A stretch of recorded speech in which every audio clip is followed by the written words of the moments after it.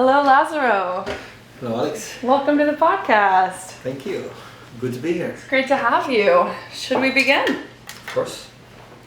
Welcome to the Alex Hour podcast. Today we have a very special guest. He's been nominated to represent our nation for the next 4 years in the UN, and I will let him introduce himself.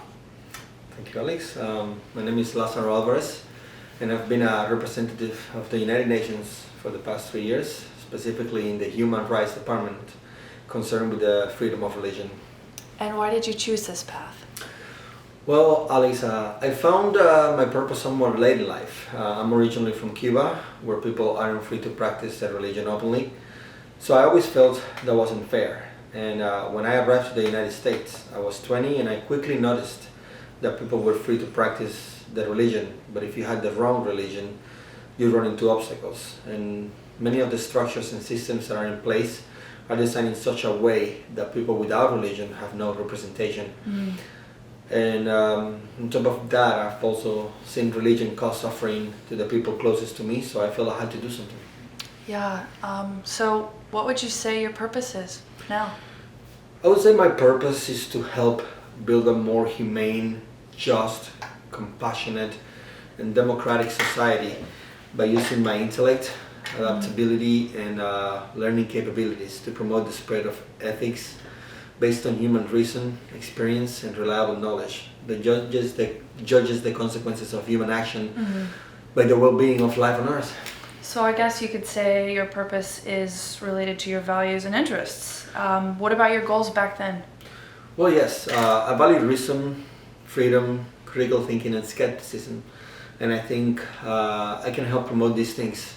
First and foremost, by practicing them myself, using my two core strengths, intellect, adaptability. I can tackle subjects that require a good amount of critical thinking, as well as being prepared to change my mind if that's where the evidence takes me. I'm also very comfortable talking to people from many diverse backgrounds. And my goals back then were to reach a position of influence in an NGO or an IGO after obtaining a bachelor's degree in international relations and global studies from UCF, which I actually achieved. That's great. So would you say your career has allowed you to live your purpose? Yes, my career allows me to help people in different situations and among many different cultures. I could attempt to make a difference as an individual, but joining the ranks of an organization like the UN has allowed me to reach more people and affect policy in many different countries. This career is also very focused on human reason, kindness, and realism, all of which are a core part of my purpose.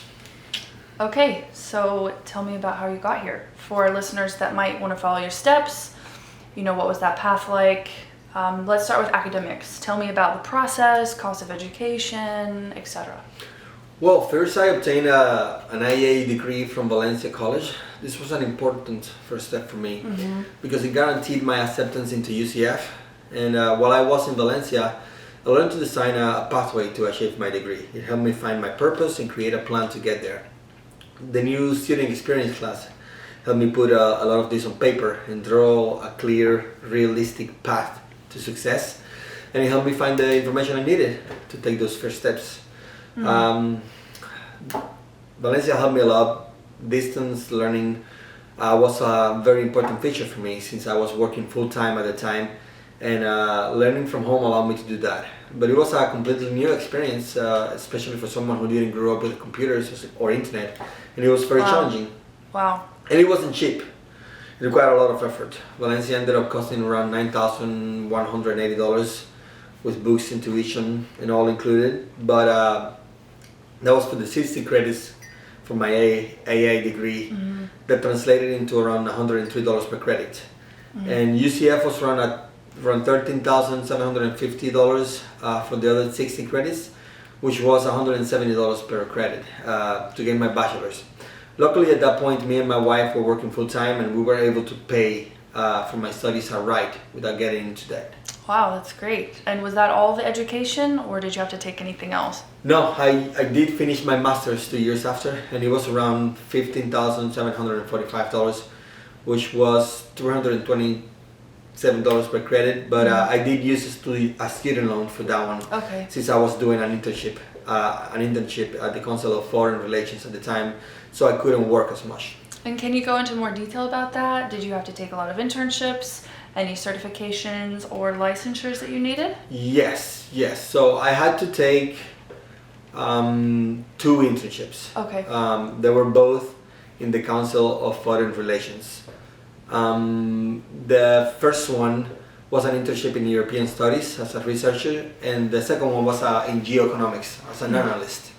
Related experience in the field was extremely important for me in my career. I also invested a lot of time learning in a new language. Well, and did you get to use all of it? And can you give a brief description of what you do? Yes, every day. As an international relations specialist, I work with a substantial number of NGOs and IGOs and other partners to assess economic potential and diplomatic capabilities of a certain country.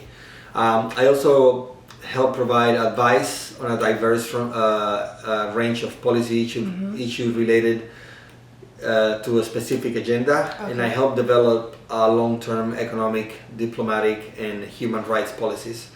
And I help develop various programs for the host countries. And once in a while, I also get to organize and participate in work groups, meetings, and conferences with other agencies. Wow. The most important skill in my possession are professionalism and languages.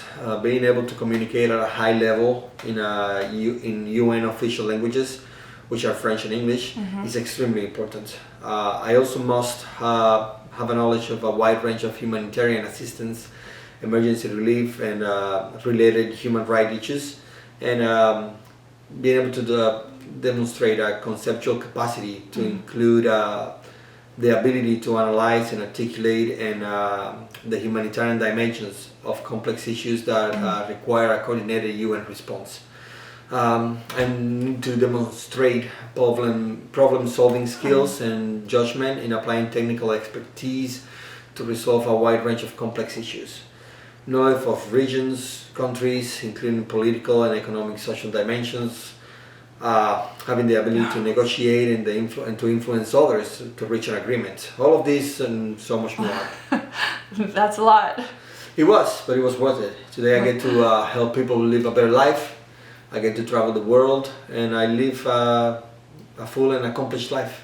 Wow. Sounds like it. Thank you so much. My pleasure. Thank you for having me. Thank you.